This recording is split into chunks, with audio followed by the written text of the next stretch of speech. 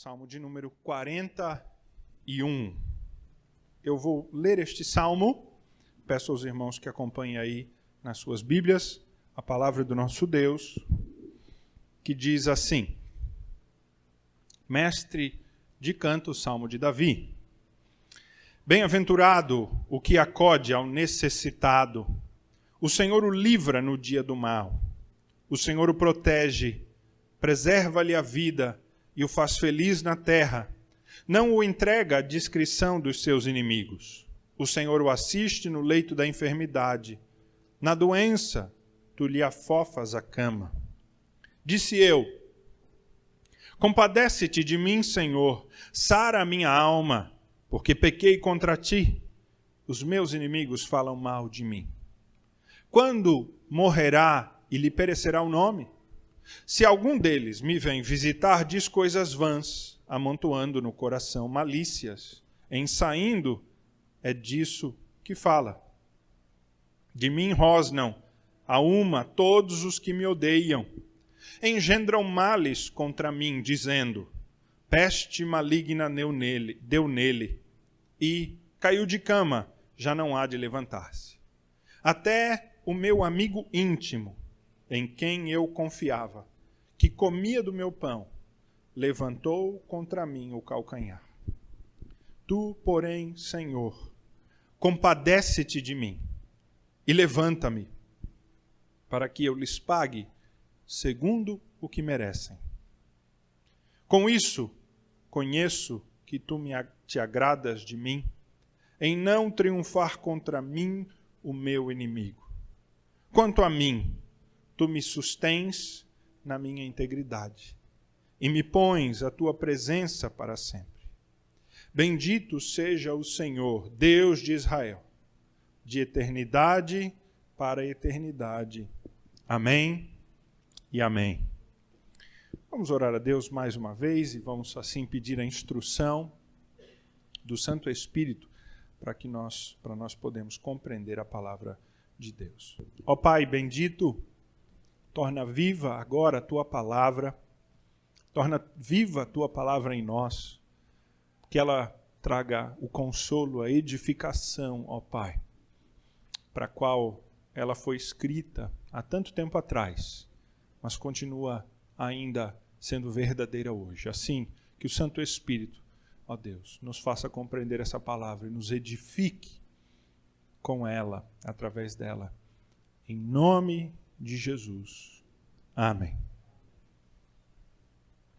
O livro de Salmos é dividido em 5 pequenos livros, ou 5 partes. Há 150 salmos, mas eles não são divididos numericamente. É quase que tematicamente eles são divididos.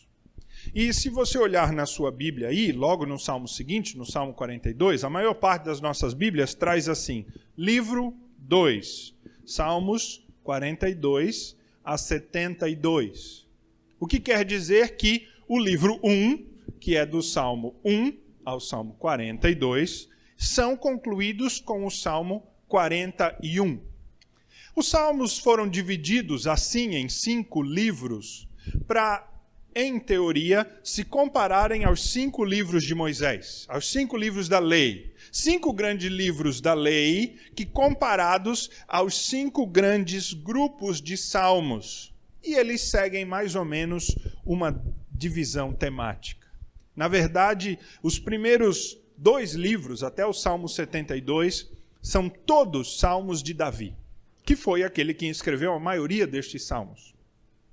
E é por isso que este salmo termina no versículo 13, dizendo assim: bendito seja o Senhor Deus de Israel, de eternidade para eternidade, amém e amém. Na verdade, esse é um fechamento do livro e não do salmo. Se você olhar no final do Salmo 72, e assim sucessivamente no final do último salmo que fecha cada livro, você verá que ele contém esse texto, a não ser o Salmo 150. O Salmo 150, que é o fechamento geral de todo o saltério, não contém. Eu estou falando isso porque é importante nós compreendermos a localização desse salmo para nós entendermos também a sua mensagem. Principalmente porque ele começa com uma expressão aí, veja, que diz bem-aventurado, que é a mesma expressão com que começa o Salmo 1. Então, o livro 1, a organização interna dentro do Saltério, do livro dos Salmos, começa com bem-aventurado e termina com bem-aventurado. Há mais um bem-aventurado nesses 41 salmos. Não sei se você lembra de qual deste bem-aventurado é. É o 32. É um outro bem-aventurado. É o bem-aventurado, o homem cujo pecado é perdoado.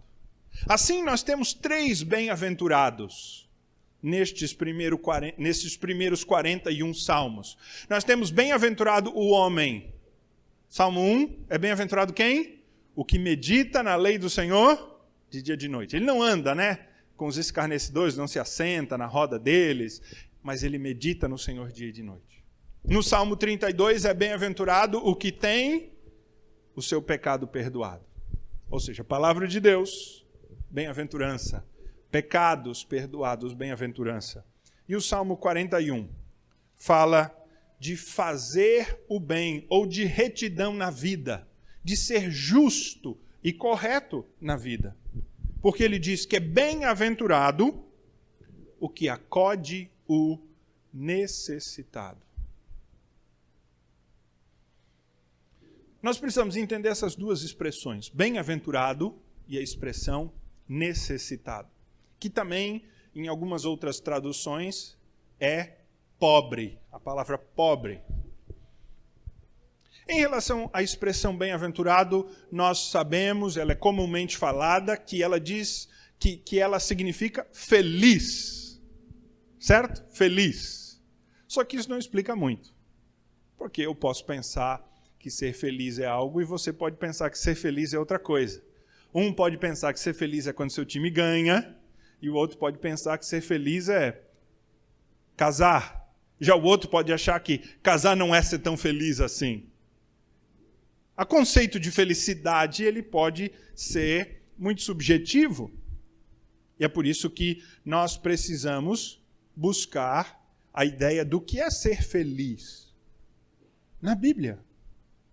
E daquilo que é esta felicidade. O Senhor Jesus falou sobre ser feliz, sobre as bem-aventuranças, ou, como alguns se dizia no passado, as beatitudes, que é também um modo de se dizer as bem-aventuranças, as beatitudes. Lá em Mateus, capítulo 5, quando Jesus abre o Sermão do Monte, ele fala de 8 bem-aventuranças. Ele diz que bem-aventurados são os humildes, são os que choram, são os mansos, os que têm sede e fome de justiça.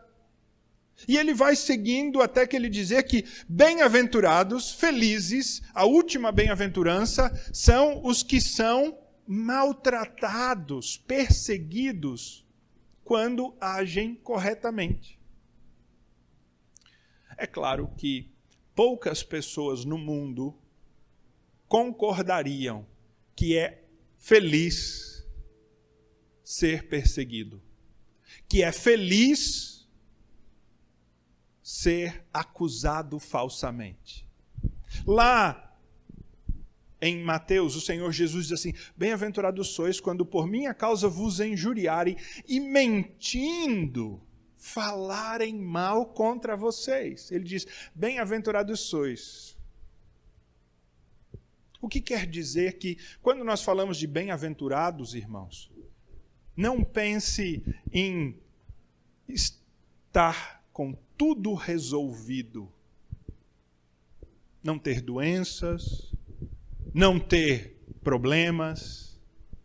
Não entenda a palavra feliz. Feliz, bem-aventurado da Bíblia. O servo de Deus, a serva de Deus bem-aventurado é aquela que tem a sua vida tudo certinho.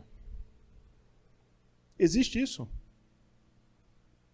Existe servo de Deus, serva de Deus que tem a sua vida toda certinha, que não tenha nada, algo que precisa ser resolvido, talvez não na sua vida, mas na vida dos seus filhos, ou de netos, ou na família, ou nas finanças.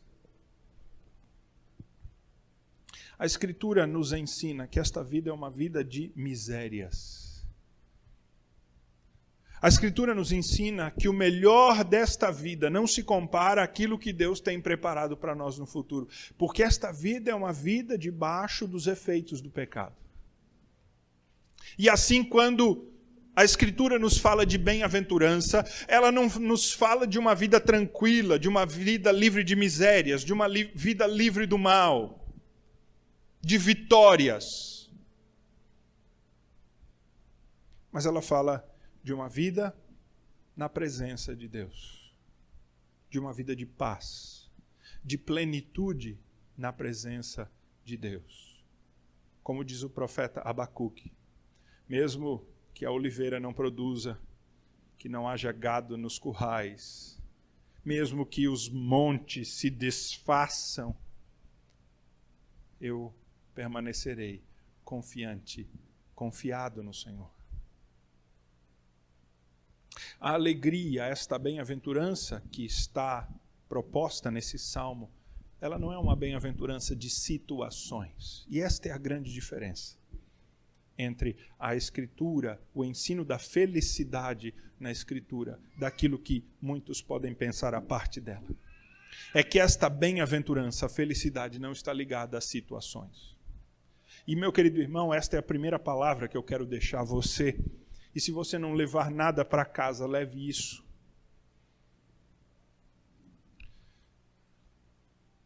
Não são as situações que definem a tua alegria ou felicidade. Aliás, a nossa alegria ela pode ser vulnerável, mas não a nossa felicidade. Não são as situações que definem a plenitude da nossa vida. O mundo pode estar desabando ao teu redor, mas o Senhor é o teu socorro. Ele é a tua bem-aventurança. Ele é o teu tesouro. A presença do Senhor é tudo o que você precisa para ser feliz.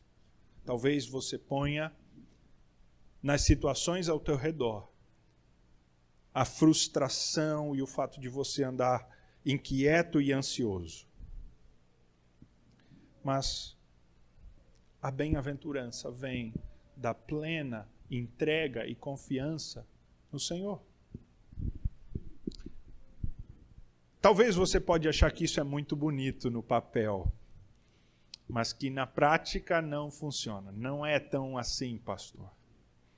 Mas esse salmo está aqui para nos falar isso. E se você duvida disso, você está duvidando da palavra de Deus. E se você está duvidando da palavra de Deus, o seu problema começa por aí, é falta de fé, para crer que Deus pode fazer mais, que as coisas podem ser diferentes. Esta alegria, esta bem-aventurança não é ausência de dor, mas é conforto na dor. E é por isso que o salmista, neste Salmo 41, que é Davi quem escreve, ele está refletindo numa experiência passada e ele está nos ensinando algo. Esse salmo é composto de 4 partes. Cada parte tem 3 versículos. É como se este salmo, que é, aliás, ele é uma poesia, e ele foi composto em 4 estrofes. Então a primeira estrofe 1 a 3, a segunda estrofe 4 a 6, a terceira estrofe de 7 a 9 e a última estrofe 10 a 12. Mas a estrutura desse salmo é muito simples. De 1 a 3 está o ensino, a instrução do salmo. As 2 estrofes seguintes, de 4 até o 9, estão o relato da situação pela qual o salmista passou. E nos versículos 10 a 12 está o seu pedido ao Senhor. Se você, de uma certa maneira, tirar os versículos 4 a 9, que são a situação, o contexto do salmista, você vai ter nos versículos 1 a 3 e 10 a 12 o centro do ensino do Salmo. Nós vamos caminhar por estas sessões. Como eu disse, a abertura do Salmo, dos versículos 1 a 3, o salmista está nos ensinando o que é ser bem-aventurado. E ele está dizendo que bem-aventurado é aquele que acode o necessitado. E essa palavra aí é a palavra para pobre, que pode ser a palavra pobre no sentido financeiro, monetário, mas não significa pobre no sentido financeiro e monetário. Porque se você olhar o versículo de número 17 do Salmo anterior, é o 40, ele diz assim: eu sou pobre e necessitado. E a mesma palavra para necessitado no versículo 1 do Salmo seguinte. E quem que está falando que é pobre e necessitado no Salmo de número 40? Davi. Davi tinha pouco dinheiro ou muito dinheiro, gente? Devia ter muito, ele era rei. Ele era rico. Davi tinha poder ou não tinha poder? Davi tinha comida que ele quisesse a seu dispor, conforto e tecnologia que fosse possível na sua época.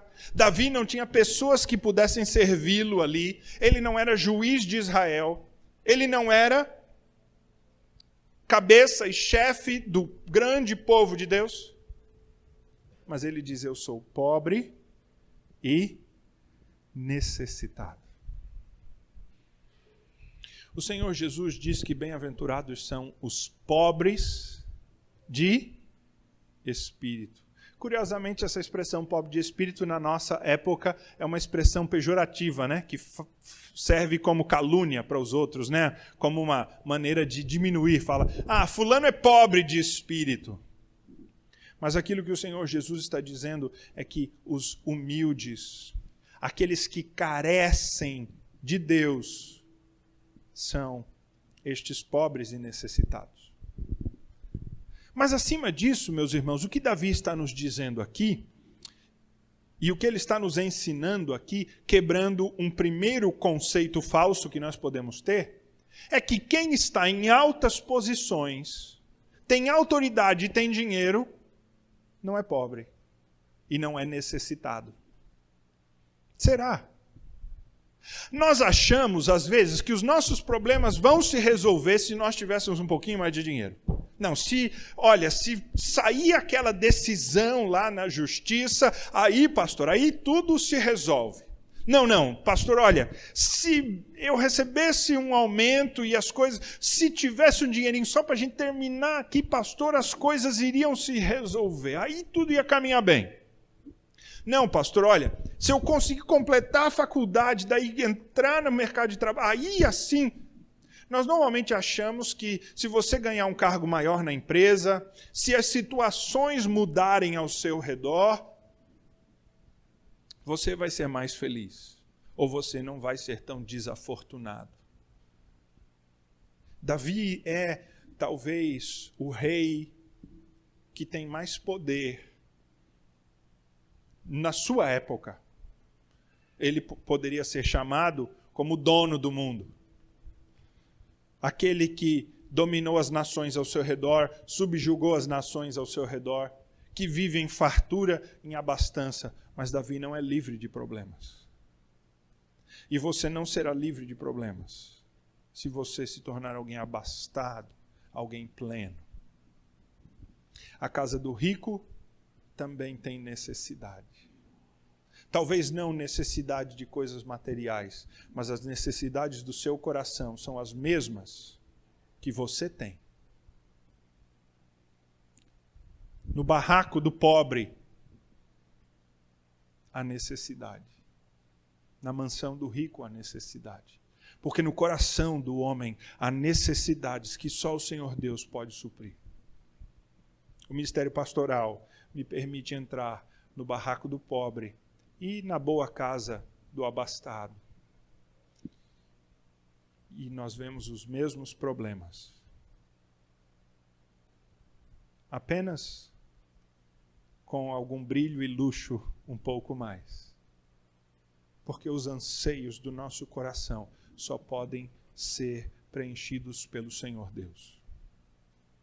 Se você acha que a sua situação espiritual, inclusive, que o seu casamento, que os seus relacionamentos, eles podem melhorar se a condição financeira melhorar, se a sua posição na empresa melhorar, se algo melhorar, você está se enganando, meu irmão. Minha irmã, você está se enganando. Só o Senhor Deus pode dar aquilo que você espera. Porque Ele é o nosso socorro, Ele é o nosso sustento, Ele é a nossa confiança. Mais cedo aqui no culto, logo na abertura, nós lemos o texto do Salmo 73, em que o salmista diz: a quem tenho eu nos céus, senão a ti? E na terra nada mais desejo do que estar junto de ti. O meu corpo e o meu coração poderão fraquejar, mas Deus é a força do meu coração e a minha herança para sempre. E essa deve ser a nossa confissão.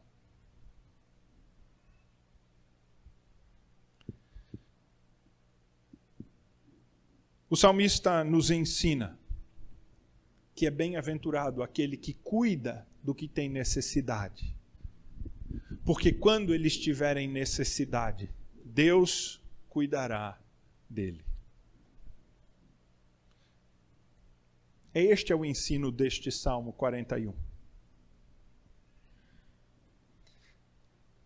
Cuide do que precisa ser cuidado, da pessoa que precisa ser cuidada. E o Senhor cuidará de ti. Olhe só, naquilo que o salmista diz no fim do versículo 1. Aí ele diz, no dia mau. Você sabe qual é o dia mau? Não é um dia ruim de trabalho, não. Aquele dia que você tem enxaqueca, aquele diazinho difícil. E nós temos dias difíceis.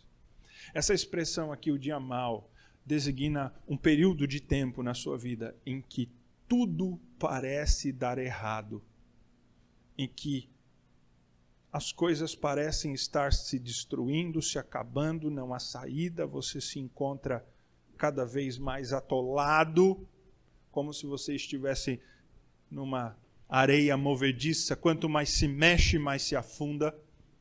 Esse é o dia mau. O apóstolo Paulo usa essa expressão lá aos Efésios, quando ele fala da armadura de Deus. Ele diz que você tem que se revestir da armadura de Deus para poder resistir no dia mau. Porque é isso que eu e você, para isso que eu e você devemos estar preparados. Nós devemos ser bondosos para com os que estão em necessidade. Deus deseja que você seja bondoso para o que está necessitado, porque Ele quer te abençoar na tua necessidade no futuro. Mas isso não é pagamento. Não entenda isso como pagamento. Ah, pastor, então quer dizer, se eu ajudar o necessitado, Deus vai me ajudar. É proporcional? Não, não é proporcional. Deus não vai te ajudar na medida em que você o ajudou o outro. Não é isso que Deus quer, porque Deus não faz troca. Deus é um Deus de abundância. Deus dá sempre mais. Mas Deus se agrada de ajudar aquele que se compadece do outro. Aquele que viu a necessidade do seu irmão e que, em vez de julgar o seu irmão, o amparou. Nós temos essa característica de ser extremamente críticos da situação de dificuldade dos outros, enquanto que somos complacentes com a nossa dificuldade. Às vezes achando que a nossa dificuldade é sempre maior, que o nosso problema é maior. Mas aquilo que o salmista está nos dizendo é que você tem que ser carinhoso, bondoso, misericordioso com o necessitado. Porque Deus se agrada em ajudar aquele que não julga os outros. Porque é justamente disso que nós estamos falando aqui.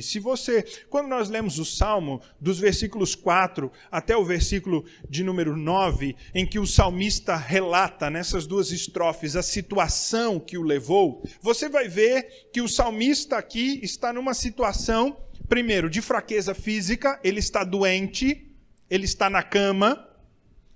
Uma outra situação que ele enfrenta é que as pessoas que estão ao seu redor não têm o interesse de ajudá-lo. Veja aí, por exemplo, o versículo de número 6. Ele diz: se algum deles vem me visitar, diz coisas vãs. Ou seja, no seu leito de enfermidade, as pessoas que vêm visitá-lo não trazem nada de positivo. São palavrinhas vãs, palavras sem sentido. Ah, você vai ficar melhor. Ah, não tem problema. Ah, você é forte. Não, aguenta aí. Palavras que o mais fazem mal do que bem. São palavras lisonjeiras, mas palavras vazias. O salmista fala ainda que um terceiro problema que ele tem enfrentado é a maledicência. O que é a maledicência? É quando as pessoas estão desejando o mal e falando o mal dele nas ruas. As pessoas estão dizendo: ih, rapaz, ele não sai dessa não. Agora não tem jeito. Ele está lá como peso da mão de Deus. Viu? Deus está pesando. É isso que eles dizem. Versículo 8 diz: peste maligna deu nele, caiu de cama e não vai levantar-se.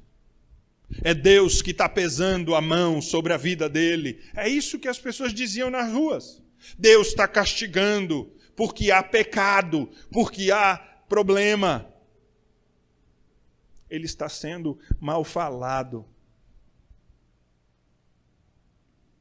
Mas talvez o problema mais sério e que mais dói o salmista está registrado no versículo 9, que é quando ele diz que até o meu amigo íntimo, em quem eu confiava, que comia do meu pão, levantou contra mim o seu calcanhar. Isto é, me traiu. O salmista se encontra numa situação de fraqueza física, de incapacidade. As pessoas que estão ao seu redor não estão o ajudando. Ele está sendo maldito. Mas uma das suas maiores dores é que até os seus amigos mais achegados o traíram. Alguns acreditam que este salmo foi escrito quando Davi foi traído por seu filho. Quando um filho seu, Absalão, se levanta para tomar o seu trono.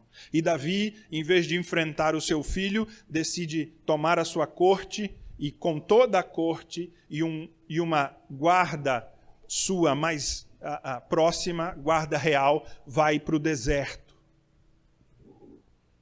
E então o seu filho Absalão se levanta contra ele, entra por Jerusalém adentro e se assenta no trono e reina por um tempo. Mas finalmente há uma força real, leal a Davi, que derrota o exército de Absalão e o próprio Absalão é morto.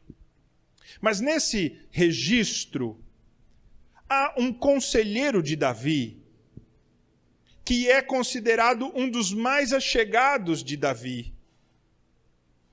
Se é esse realmente o contexto. Um homem chamado Aitofel, e que lá em 2 Samuel 16, 23, a palavra de Deus nos diz que a palavra de Aitofel era como a palavra do próprio Deus para Davi.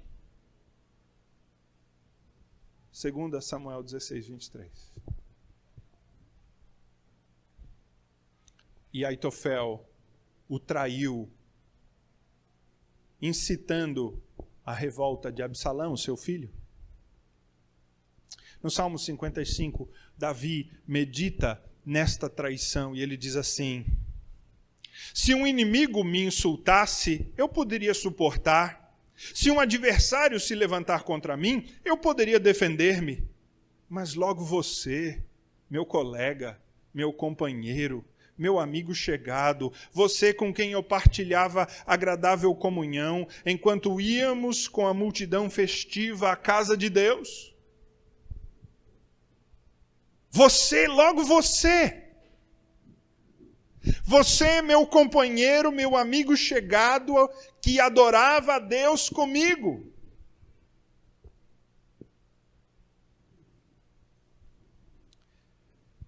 Maldito o homem que confia no homem e faz da carne mortal o seu braço forte. Quando nós confiamos em homens, nós nos decepcionamos. Mas essa confiança em homens, não entenda como uma mera confiança para coisas banais. A palavra confiança, mude lá em Jeremias 17, mude por dependência. Então leia o texto assim: maldito o homem que depende do homem.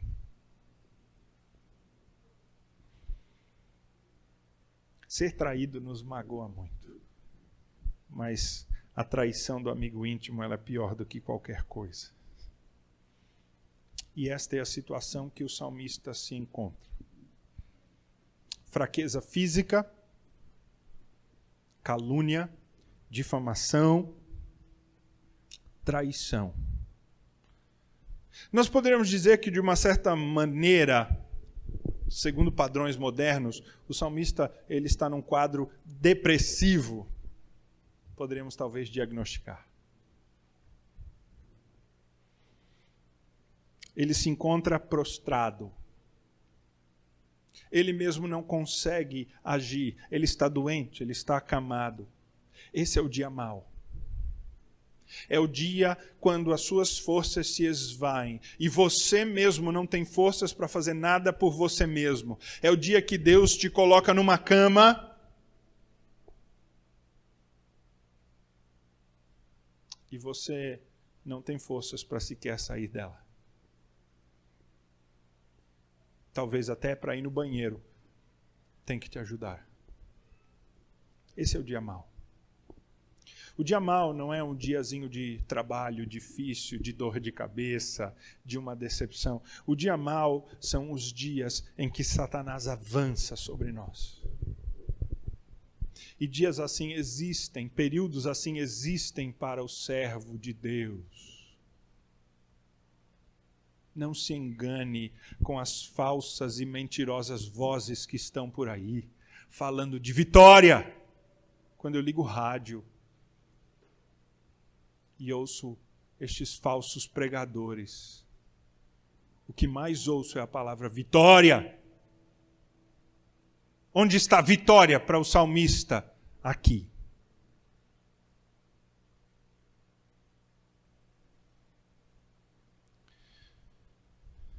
O que ele pode esperar?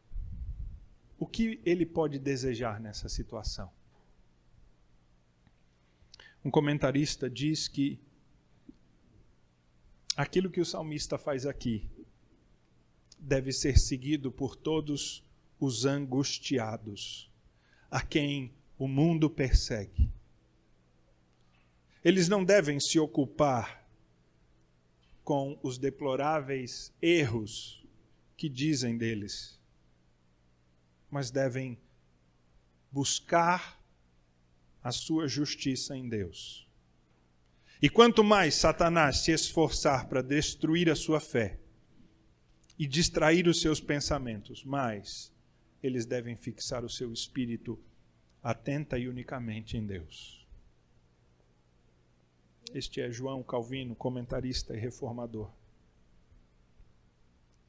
Porque Satanás terá vencido, o mundo terá vencido, se abalado pelo dia mau, você render as suas forças e a sua fé for entregue.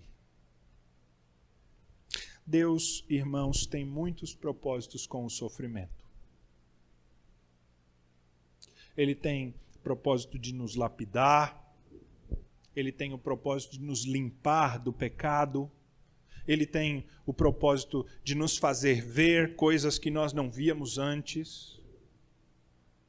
Ele tem o propósito de fazer com que a nossa esperança e a nossa confiança seja tirada das coisas mundanas e seja elevada aos céus. Deus tem múltiplos propósitos.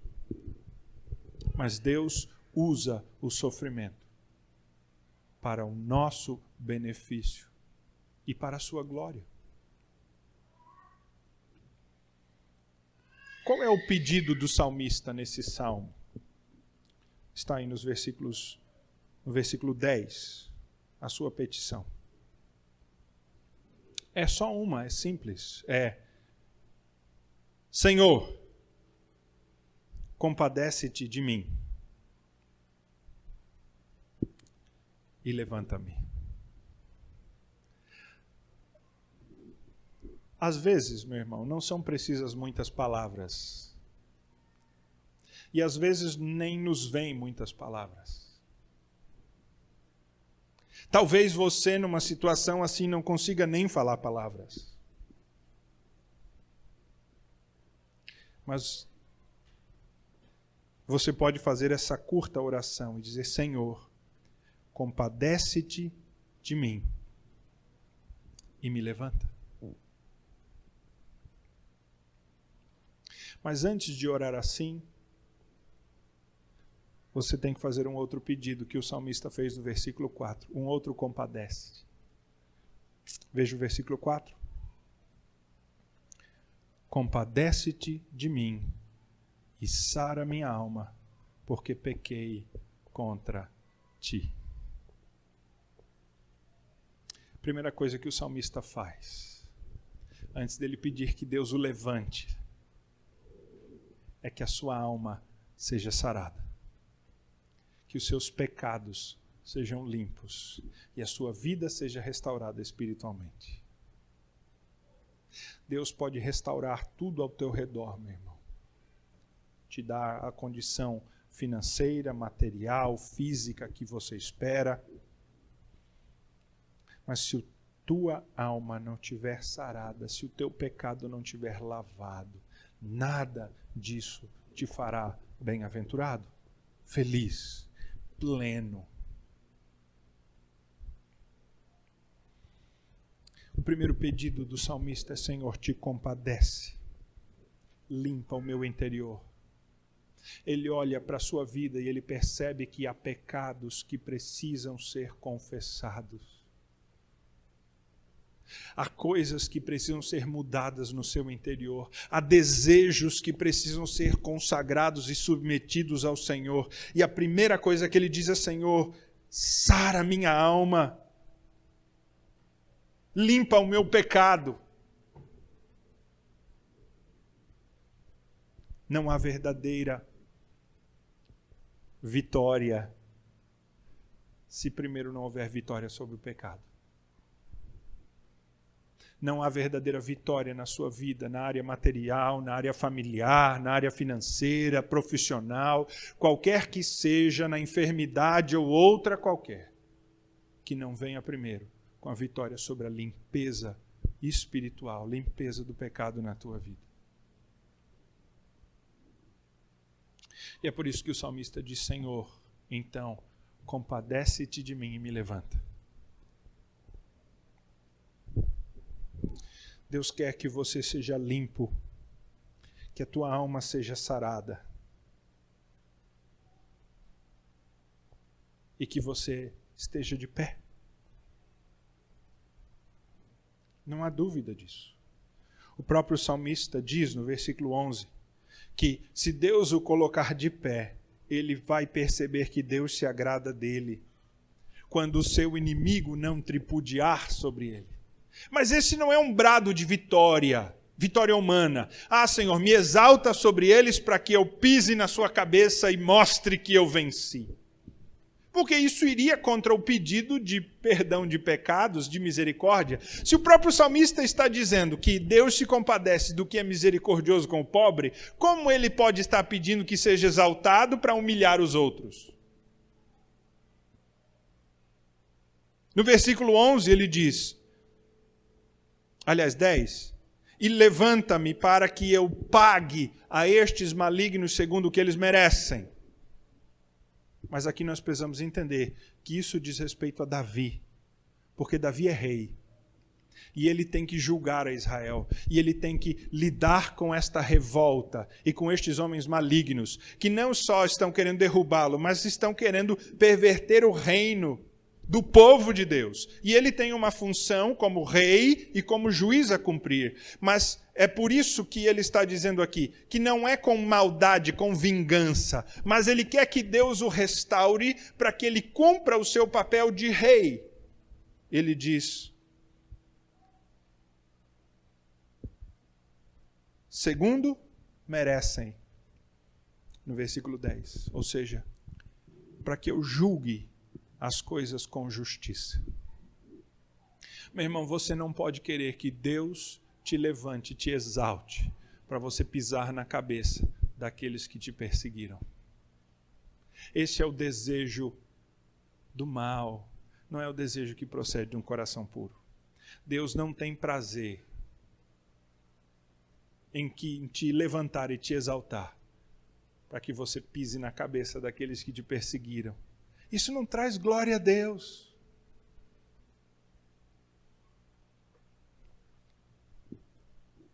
Como o Salmo começa? Bem-aventurado aquele que acode o necessitado. O próprio salmista diz, compadece-te de mim. Como ele poderia agora pedir, Senhor, me exalta para eu esmagar os meus inimigos? Mas parece que muitas vezes, irmãos, esse é o sentido da nossa oração, né? Senhor, me exalta, para que eu mostre a tua glória. Mostrando a minha também. Junto ali. O do Senhor um pouquinho mais alto, a minha mais abaixo aqui, mas estamos juntos. Porque afinal, eu não sou o dono do mundo, mas eu sou o filho do dono. Hã? Não, Senhor, me põe de pé, para que eu faça justiça, para que eu seja justo. No caso de Davi, como um rei, ele teria que retomar o seu governo, julgar estes rebeldes e colocar o reino em ordem. Mas o grande pedido de Davi, ou a sua grande fé, está revelado no versículo 12, e eu quero terminar com ele. Quando ele diz, quanto a mim, tu me sustens na minha integridade e me pões na tua presença para sempre. Ué, pastor, ele acabou de falar que era pecador, pediu perdão. Como é que ele está falando de integridade aqui? Davi não está falando de integridade absoluta, que ele não tem pecados, que ele é uma pessoa que é 100% correta. Ele mesmo admite no versículo 4 que é pecador, mas o que ele está dizendo é que a sua vida é uma vida de piedade, de direção a Deus. E ele está dizendo, Senhor, me sustém nesta vida de integridade e me põe na tua presença para sempre. Este é o grande pedido de Davi com que ele termina a sua petição. Aonde para o seu pedido? Senhor, estou precisando disso, me dá isto. Ou será que você diz e ora como Davi, Senhor, me levanta, para que estando de pé eu esteja na tua presença, não seja desviado dela. Me levanta, para que eu exalte o teu nome. Embora o versículo 13, como eu falei, ele feche os Salmos 1 a 41, mas ele fecha também muito bem esse Salmo 41, que é louvor. Porque se na nossa angústia, na nossa dor, na nossa petição, não houver louvor ao Senhor, o desejo de andar na sua presença, então aquilo que nós pedimos provavelmente é vão. Eu termino a minha palavra com um último conselho e instrução. O Senhor Jesus, na sua última ceia, quando ele aponta o traidor, ele cita esse salmo. Ele diz, um de vocês me trairá, e até aquele que comia do meu pão levantará o seu calcanhar contra mim. Isso está registrado em Marcos 13. Porque ele também foi abandonado rejeitado e caluniado. Mas a Escritura nos diz que amando aos seus, ele amou até o fim. O Senhor Jesus conhece a tua dor, a tua rejeição, a calúnia, a miséria, e ele se compadece de você. E se você buscá-lo, ele não vai te desamparar. Faça esta oração. Compadece-te de mim, Senhor. Tem misericórdia de mim, Senhor.